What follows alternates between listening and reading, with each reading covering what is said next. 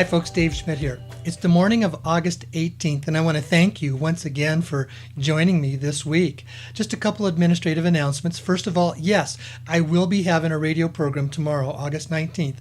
Yeah, it's been 3 weeks. A couple of weeks for vacation, and actually last week I had some really serious technical difficulties and problems.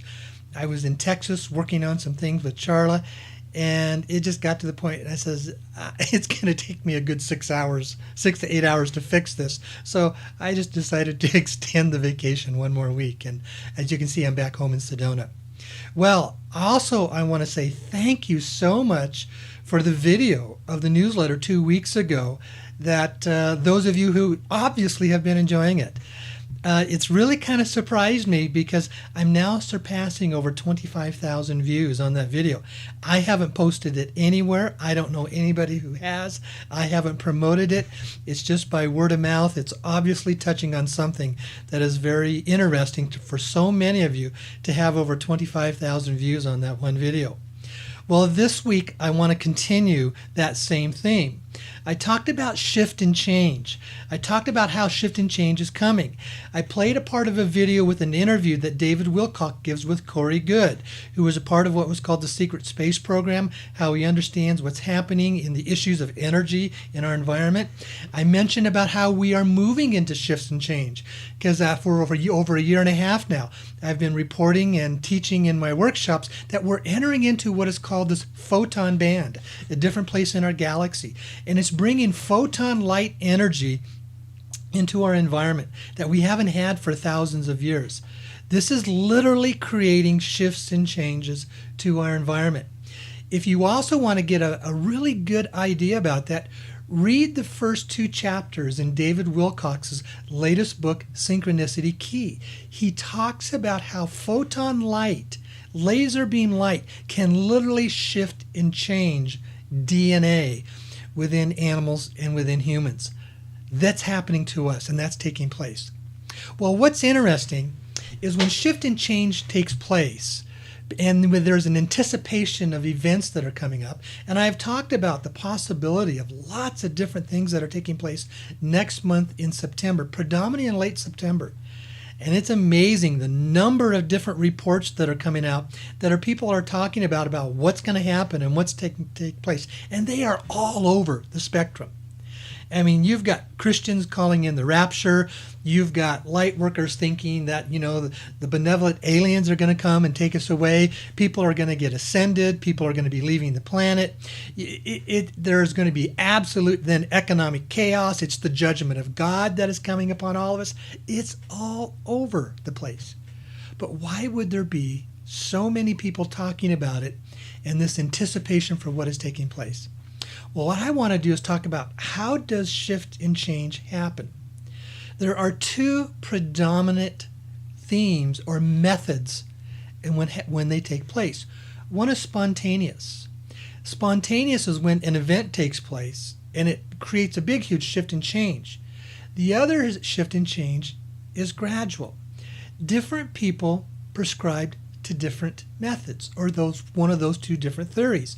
But what's interesting is that most of the people that report this from a place of what I would call extreme shifts, hype, drama taking place, huge events taking place, they look at it as a spontaneous event. There's an event that's going to happen, and this event is going to change the whole world, and it's going to dramatically change my life. One of the recent examples of that was how people reacted to the December 21st, 2012 event. Again, lots of different stories all over the spectrum of what people were anticipating and what they were calling it to be. And what happened is we all got up on December 22nd and realized there wasn't hardly anything that shifted and changed. There wasn't any aliens coming to rescue us. There was no rapture. The world didn't end. The Mayan calendar just basically, it ended a phase. It ended an era is what it did when it talked about that. And yet there was so much talk and so much hype, worry, fear, anxiety, concern, some looking forward with joy and jubilation of, I'm leaving this planet, I'm out of here, I'm escaping this horrible world. Spontaneous events do take place. And December 21st, 2012 was a spontaneous event. but it was an event that happened in what I call the etheric realm. It was a huge shift in energy that took place on our planet. It ended a 26,000 year cycle. And within that is the half of that, the approximately 13,000 year cycle. And again, maybe the 6,000 and quarter, 6,250 year cycles. Yes, it did. There was a shift and change in an age and an era. But if you noticed, our lives didn't change overnight. See, so when we look at the two different theories of spontaneous versus gradual, I endorse that it's both. An event takes place, but how we as human beings work it out, it's a gradual shift and change within our daily lives. Now, what's coming up in September? There may very well be some spontaneous events. I think there probably are going to be some. But we will still work through this in a gradual shift and change of how we work it out. This new energy of what's called this wave X that's coming into the planet, and it's all scientific based in documentation through the research because of where we as a collective here on planet Earth, we've moved into a new place in the galaxy, and it's called the photon band. And we're getting this waves of high gamma radiation energy coming onto the planet. And want to know what it's doing? It is gradually shifting and changing our DNA. It's raising our consciousness. We're getting an opportunity to respond how we are going to react to that shift and change. Well, here's something, I wanted to take a look at my notes there. It's interesting when we look at the two theories, spontaneous versus gradual. Most of the people that endorse or look to or hope for a spontaneous change, they have something else that I call the savior complex. What they're really looking for is, I want this event to come about into my world and into my life that can fix all of my problems, that can fix this evil world, that can let me escape everything that is here. It's like I've got these problems, or I view this horrible world, or I'm in huge, horrible financial straits. I've got these health issues. I've got a lot of anger. I'm being attacked. I am a victim. And we look for a spontaneous event or a spontaneous savior to come and fix it for us. And what I'm saying is the spontaneous events do happen. And saviors do show up. But if you will notice, it's extremely rare that it makes an overnight shift in your life and fixes all of your problems. Those are things that we have to work out ourselves in how we change our consciousness, how we change how we view ourselves, and how we change how we view our world. Okay, so the question is then, how do we do that?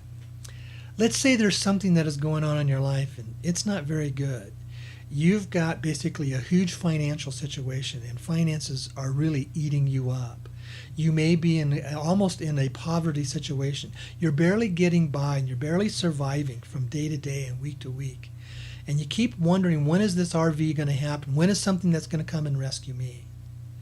And what I am saying is the real issue is we have to learn how to rescue ourselves. I think one of the greatest reasons why there's been such a huge delay in all this happening is because it's giving us time to create the shift in consciousness within ourselves that we need to bring about so that we use the money in a healthy, helpful way. Money coming in on a spontaneous event doesn't necessarily change your whole life. It can change the moment. It can change the short season.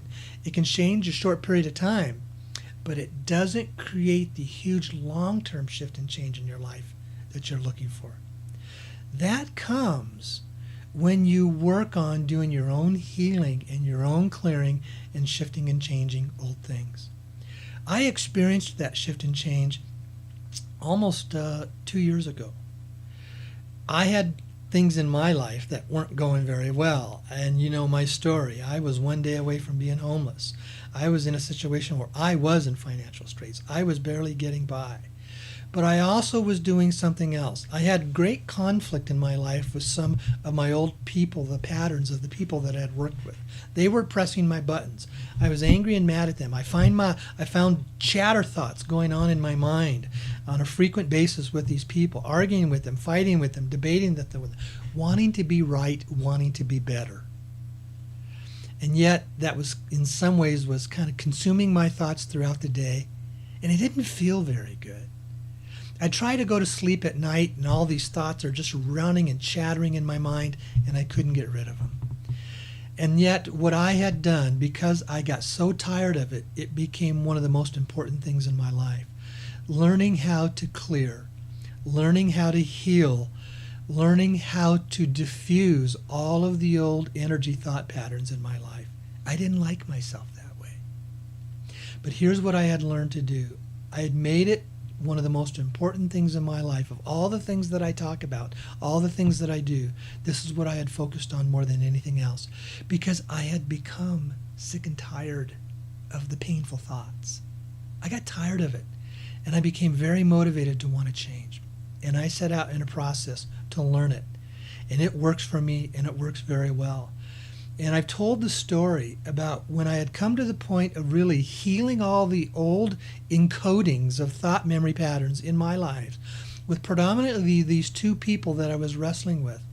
When I had cleared that, and when I had healed that, all of a sudden there was a shift and change. It was one night I laid down to go to bed, and all of a sudden I realized I wasn't fighting them anymore. I was at peace. I was at peace with them. I had peaceful and loving and caring thoughts toward them instead of fighting about them. And that is when I really noticed a shift and change in my life. Everything began to shift and change for me. Life began to flow for me. Life is meant to be in a position of an abundance, of what is called a flow of ease. Things began to find me. It was within a few weeks that Charlotte and I met, which is absolutely, she's that wonderful gift in my life. A few weeks later, I started doing my workshops. Things were opening up. The number of people who were reading my newsletter and also watching the YouTube videos totally exploded. They tripled in over a period of almost 3 months, and I didn't do anything different other than just putting them out. It was like it began to find me. So the question is that a lot of us has, then how do we do that? Well, first of all, when you have conflict in your life around issues or around people, it usually means there are past behaviors and thought patterns that become what is called encoded within you. Remember, everything is energy. All of our thoughts are energy, all our behaviors put out energy, all of our actions create energy. And these energies that are put out, they become encoded within us. Not only do they become encoded, but they also form a type of an imprint, an energetic imprint within us. And so what happens is this energy imprint and this energy encoding, it's getting activated within us is what's happening. And it's creating all these old thoughts. So the question is then, how do we fix that? If we could learn how to do that, not only would we change our lives, we would change our worlds. And you know what? I think I know how to do that because I experience it. There's different ways that people do this. There's different patterns, and it works for different issues and different people. But I'm going to share with you what works for me. First of all, you have to acknowledge the fact of what it is. You can't run from it. You can't deny it. You can't go into a place where you try to bury it under or sweep it under the carpet or bury it away, because it's an energetic encoding, and what you have to do is shift and change the energy. Basic issue, simple principle of physics. Energy never goes away. Energy is never destroyed. It only changes form. So what you're really doing is changing the form of the energy encoding from behaviors and thought patterns.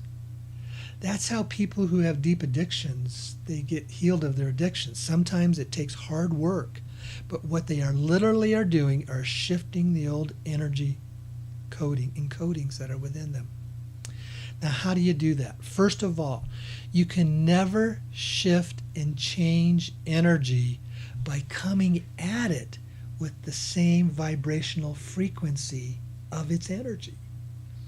If you are angry or anxiety or fearful, you can't change the encoding of those energetic patterns by bringing in more anger, more fear, or more anxiety.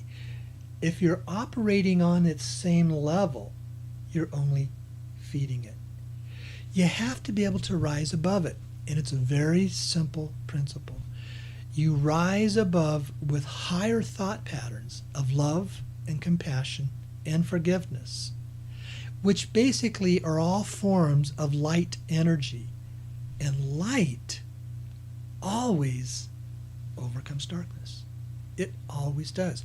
When you look at it from that perspective, and let's say you're finding that you're fearful because of a money situation. Well, the first thing you have to do is acknowledge that the fear is there, and then put yourself in a position to where you can deal with it and change its encoding. There's a 3-step process that I go through when I want to create shifts and changes in my life, when I want to create something that is better for me, when I want to bring out something that I really want to have, or I want to create a healing to an old energetic habit or thought pattern. The 3 steps are real simple, and it really works for me. Number 1, you have to recognize it. You have to acknowledge that it's there. Number 2, you have to release it. You have to let it go. You have to diffuse it. And then number 3, you replace it with something else of a higher vibrational thought pattern, which is predominantly evolving around love. So let's talk about those 3 steps. Number 1, as I said, to recognize it. Last week I shared with you something that works. Instead of being the participant in the energy, let's say you've got fear of a lack of money going on within your life. And then all of a sudden you got all these thoughts about what's going to happen, how am I going to pay my bills, where am I going to get more money? And it's dominating your thoughts throughout the day. Fear is prevalent. What you're doing is when you're participating in those thoughts, you're allowing those thoughts to dominate your life. You are the participant. You are involved in the action of the drama on the fearful energetic level. But what you have to do is you can't shove it away because the energetic imprint is still there.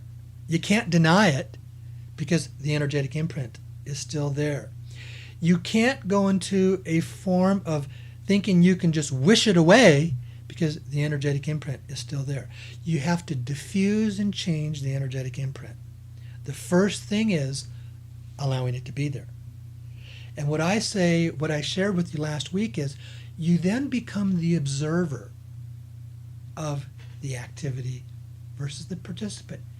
You step back and you recognize it's there. You allow it to be there.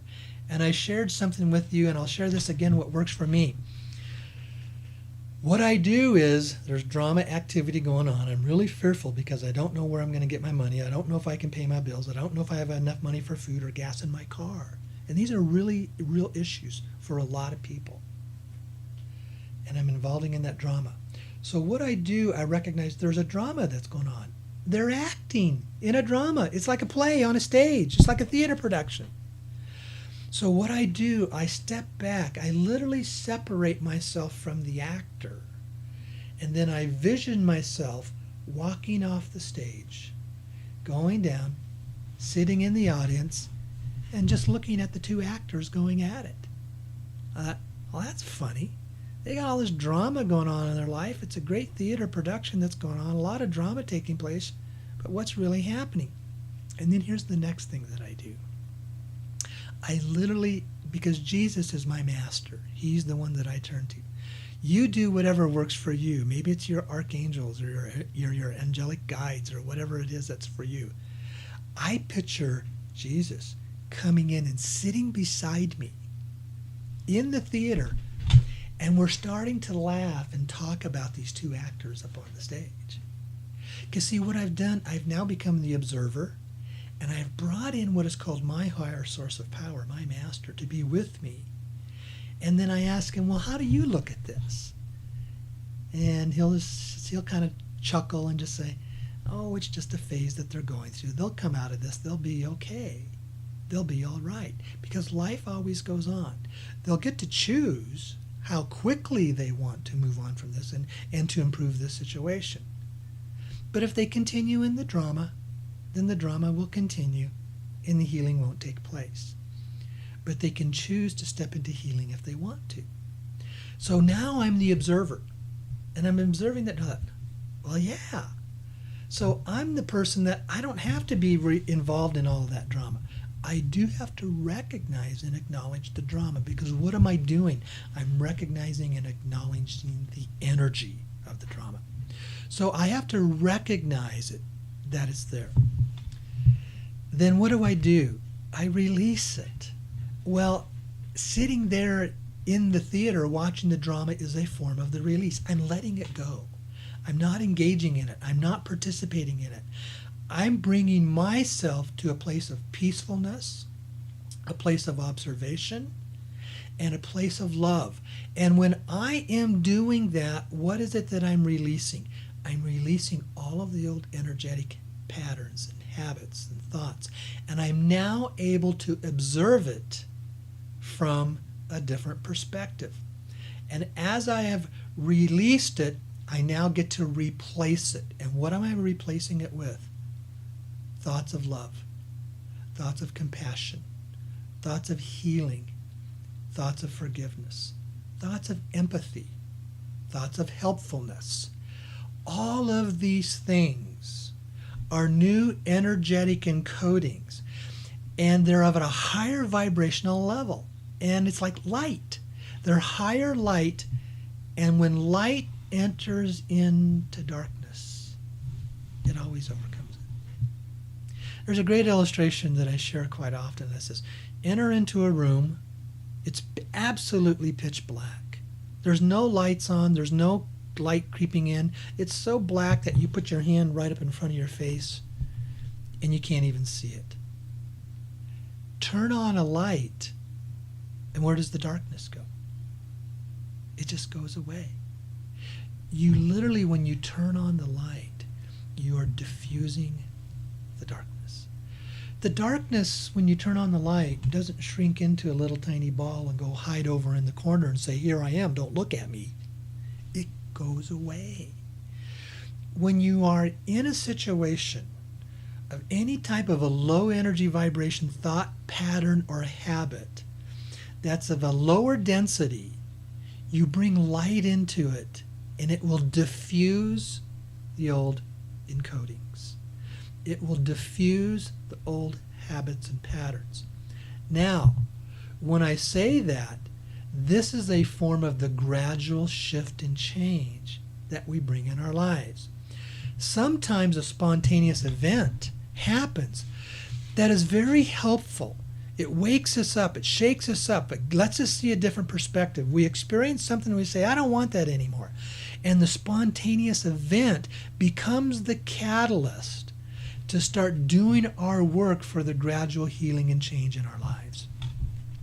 Yes, every once in a while you can have a spontaneous healing, and they do happen.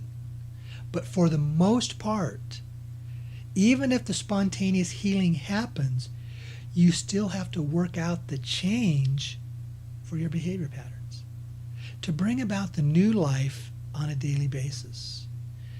There are lots and lots of stories of people who have spontaneous healings, physical healings. But how do you shift and change after the healing? How do you carry this out in your life so that it doesn't come back? These are the things that we need to do. And you see, what you're doing is when you shift and diffuse and heal the old encoding, that's when the things don't come back. You may know someone, or you may be someone yourself. You've been in what is called a habitual pattern of behavior that you don't really like in yourself. You can have a spontaneous event and you think all of a sudden, wow, I'm done, I'm over, I've been healed of that. If you haven't undone the old encodings, it will very likely come back. Now, this 3-step process is called the forgiveness process. And what is forgiveness? Forgiveness is a shift and a change in your perception of how you view an issue or how you participate in events in your life. When you shift and change the encoding, when you change the energetic encoding and imprint that is within you, that's when you make the permanent shifts and changes.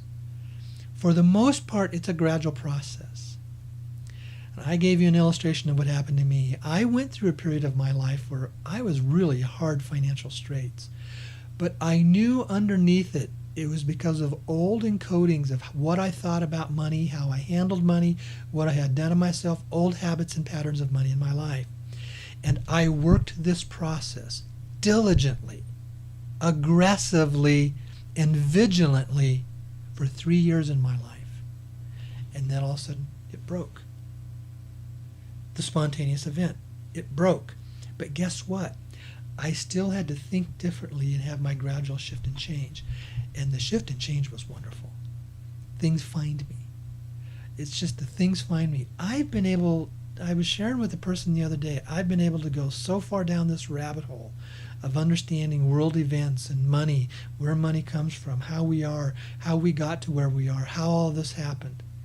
And I didn't go looking for this stuff. It found me.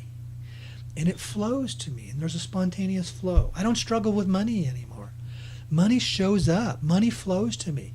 I've got more money in the bank now than probably any time I've had in the last 15 to 20 years. I'm not exorbitantly rich, but I don't have to stop and think about, can I afford to go out to dinner? It was really nice when I was in Texas last week in Charlotte. I didn't have to stop and think about, can I afford to buy 2 nice tickets to go to a Shania Twain concert? For a long time, I couldn't do that. I cannot really afford that. That's a large chunk of money. But you see, I was able to do that. And there was a spontaneous flow. And it was so wonderful because we were sitting there loving and enjoying the concert, and I wasn't fighting thoughts about how much did this cost me and what is it going to mean to me tomorrow and the following week. That's the place where we want to be. We want to be where life flows with a spontaneous place of joy, a spontaneous place of love, being able to care for others and give to others, and knowing that as we're giving, we're receiving so much in return. That's the life we want. We want to be free from this financial slavery that has been imposed upon us by these people we call the cabal. We are in the gradual progression of freeing ourselves. Shifts and changes are taking place. And what I've shared with you this week is a process that works for me. If you have something else that works for you, then do it. Work it. Share it with others. Find what works for you. This works for me. Recognize the problem. And it's a problem of an old energetic encoding that is within you. Release the old encoding. Diffuse it. Shift it. Change it. And heal it. And replace it with new behavior patterns of thoughts and actions of love and caring and compassion. That's what diffuses the old energy. It's very easily related to, like, if there is a sickness that you have or a disease within your life. You can take all the medication that you want, but the medication is only a temporary, spontaneous event to basically temporarily alleviate the pain. What you really want to do is to heal the cause.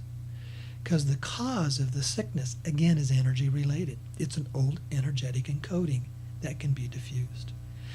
And the thoughts of the mind are always more powerful than anything else.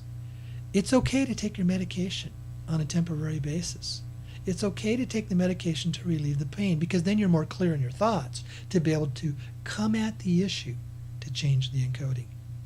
It's the same thing around money. It's okay to use credit on a temporary basis because it's something that could be very helpful for you. Just don't get caught into the enslavement of it. And then allow yourself to come to the point where you're not dependent upon it and you can release it. Debt is one of the biggest tools of the cabal for what is called our financial slavery. We can talk more about that later. And also, these are all interrelated because they're all energetic related events. So I hope this week this has been helpful for you. Yes, I'm back on the radio program. Would love to have you call in, listen, come and enjoy. And I'm going to be sharing about some of the things I've brought up in the last couple of weeks, the shifts and the changes that are coming our way. They are underway. They are happening. And as we approach them, we gradually work out the shifts and changes in our own lives. Thank you very much. Love all of you, and have an absolutely wonderful week. Thanks a lot. Okay, bye-bye.